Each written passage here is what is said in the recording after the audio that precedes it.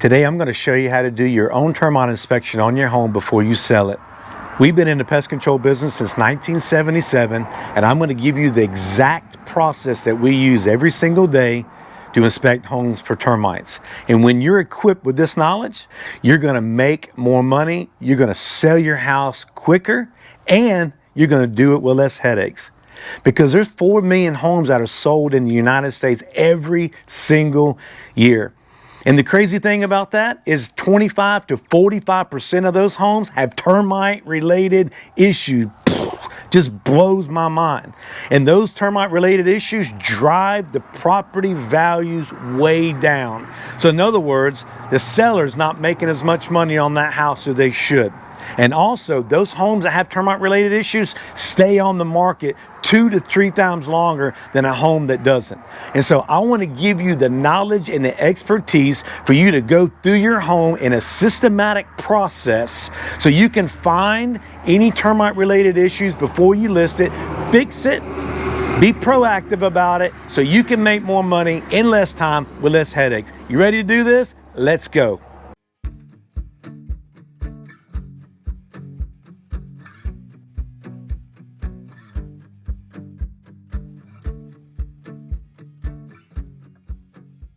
Okay guys, now we are in the house. Now it's time to start the termite inspection process. But where? Where do we start? That's the question. Okay, I always start at the front door.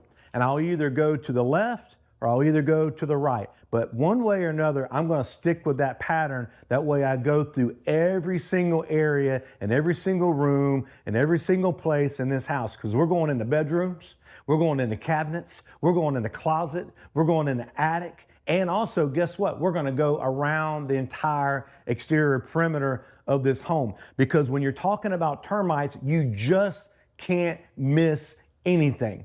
Okay, you may be thinking, oh, there's no way termites are gonna be there. Yes, they will. I've learned over the course of my career here at Aero Pest Service, which has been since 1995, it's been a long time. I've been dealing with termites for a long time. Never assume termites are not in that area, okay? So let's start at the front door and we're gonna work our way around. We're gonna look at the sheetrock. We're gonna look at the ceiling. We're gonna look at the baseboards. We're gonna look at the window sills. We're gonna open up the cabinets. We're gonna look underneath the bed. We're gonna look behind the furniture. In other words, is there any place in the house that we're not going to look? No. We're gonna look at this place from top to bottom, because when it comes to termites, can I tell you, you're more likely to have termites than you are fire, a flood, or a storm in your house. And all they need is a width of a sheet of paper to get into your home. That's crazy. It blows my mind that they can go through a crack in your slab, right up through that crack, and start eating away thousands of dollars worth of your most valuable investment. So listen, I want to better equip you today. That way you don't have to worry about it. And if you do see something, you know what you're looking at and you know how to get it fixed in a fast and efficient manner. That's my goal today, is equip you with the knowledge and the expertise on how to protect your own home. That's what we're here for. Let's get started at the front door. Let's do this thing together and let's see what we find. Okay, one of the biggest questions I get all the time when I'm in a house inspecting for termites is this: what are you looking for? What exactly are you looking for? Okay, one of the things that I'm looking for when I go inside a house is exit holes. I call them termite exit holes. Termites that are behind the wall, okay? They're hidden behind the sheetrock, hidden behind the stucco, hidden behind the brick, all right? And you can't see them. Well, sometimes they will eat holes through that sheetrock in order for their reproductives to fly out. And that hole could be oblong shaped. It could be the size of your pinky. It could be the size of a pencil. It could be the size of a pen. It could be very small. And so that's why you have to um, go through your house with a fine tooth comb.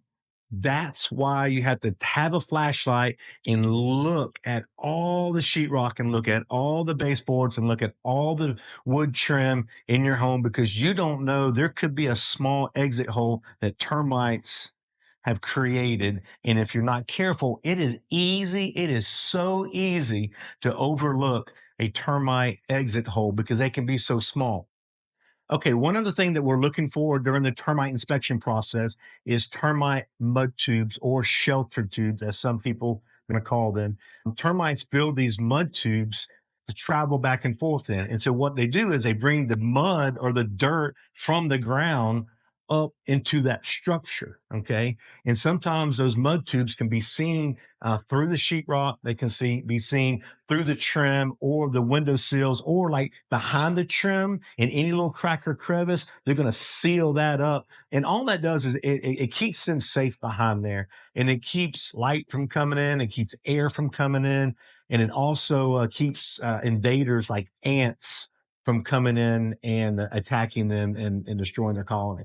So mud tubes are a big, big deal. We see them on the inside, and we also see them on the outside. So the termites that we're inspecting right now are subterranean termites. Okay? That means they live in the ground.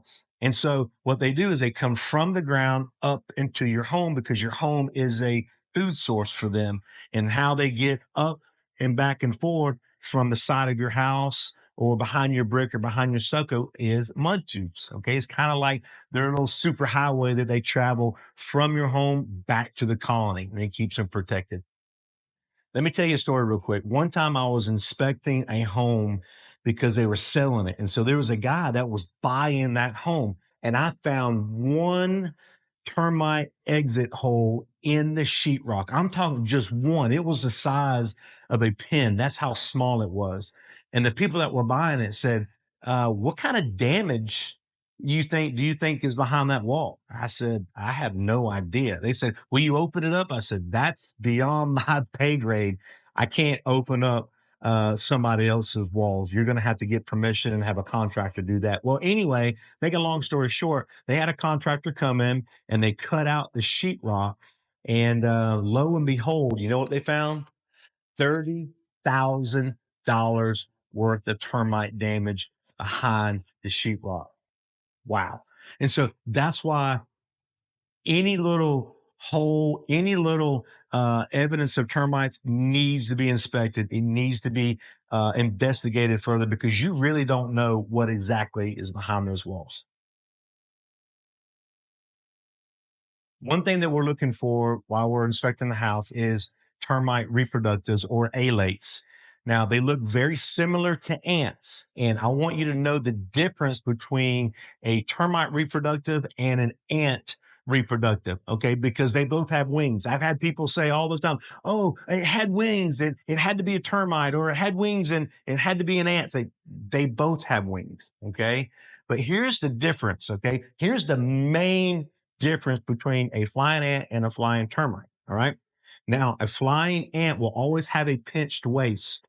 The waist, the abdomen, you can always tell it has a pinched waist. A flying termite does not have a pinched waist. Now, another way you can determine the difference between those is that a flying ant will have two sets of wings of unequal length, and they're shorter than the body. Okay. Now, a termite reproductive that has wings, it's going to have two sets of wings of equal length that are longer than the body. Okay. So you need to know the difference between those two. I've had people say, I had termites, and I get there and I'm like, it's just ants. And I've also had people say, I had these flying ants, and I get them every single year and I just spray them and they go away and they come back the same time every year. I'm like, those are probably termites. Okay. So you need to know the difference between those two. Now, when we're inspecting homes, a lot of times you'll see those alates or reproductives in the windows. Either they swarmed out in the spring or in the fall, and they are attracted to the light. And that's why a lot of times they end up in the window sills. Okay. So be looking for wings, be looking for reproductives.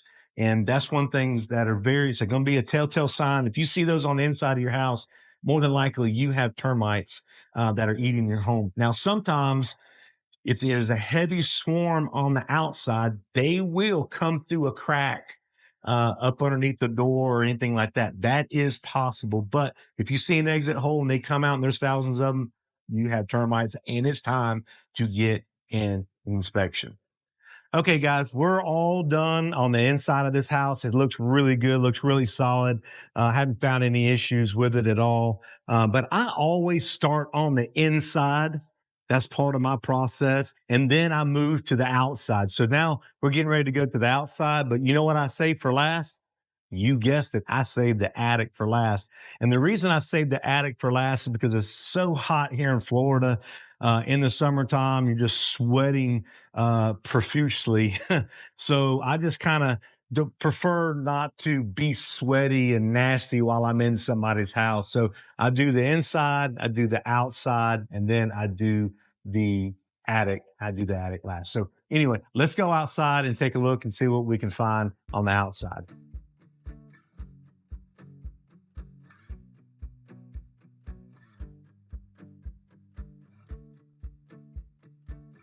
One time I was inspecting a home and I was walking around the outside and I thought I looked at everything really well, and I looked and everything looked fine. And I was standing by the front porch and my phone rang. And so I was on the phone. Matter of fact, it was my dad.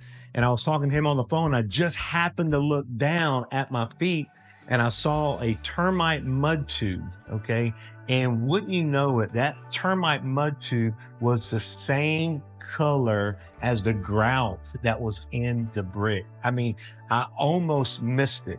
It was amazing how well it blended in. So that's why you got to stoop down, you got to look down, you got to get on your knees sometime, you got to poke and you prod, and you got to make sure that you don't leave anything uninspected, because if you do, you're going to miss something. And I'm going to tell you something, even the most experienced termite inspectors can miss something if they get in a hurry. And that's one thing during the termite inspection process that you do not want to do, and that is be in a hurry. You have to slow down. You can't be on your phone. You can't be distracted by the homeowner, distracted by the dogs, because if that happens, you can easily turn your head and miss something. And that's never a good thing.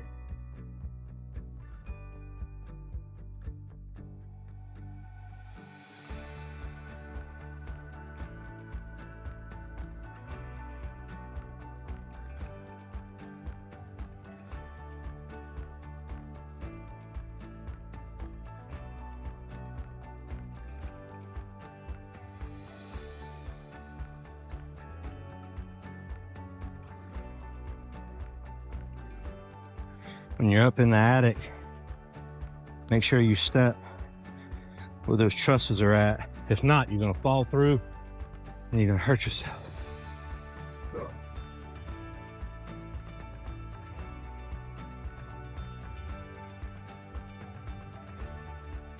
It's got to be about 300 degrees here in this attic back there.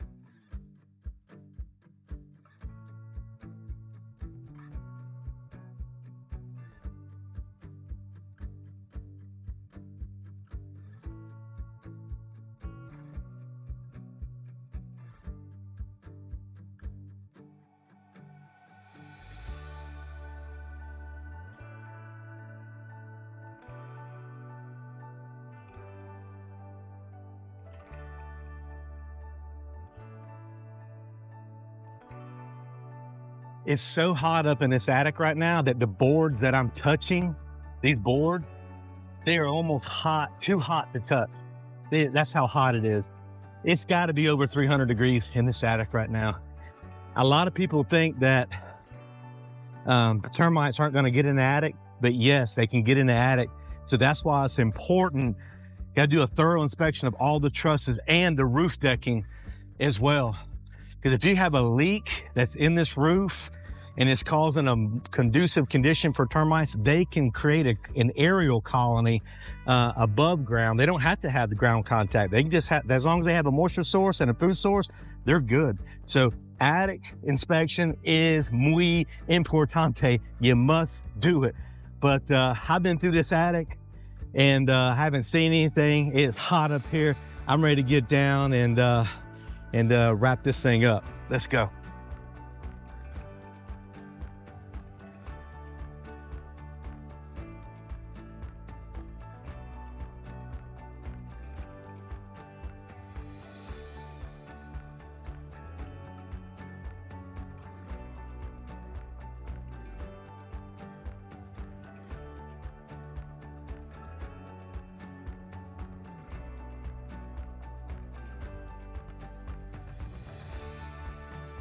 All right, guys, that completes the termite inspection process. I hope you learned something today. All right. I hope now you know exactly where to look and what to look for, so you can better be prepared and equipped to protect your own home against termites. And if you have any feedback, any comments, please put them in the chat box below. I would love to hear from you. And as always, I appreciate you so much. And thank you for watching this video, and thank you for supporting this channel. I really appreciate you guys. God bless and have a wonderful day.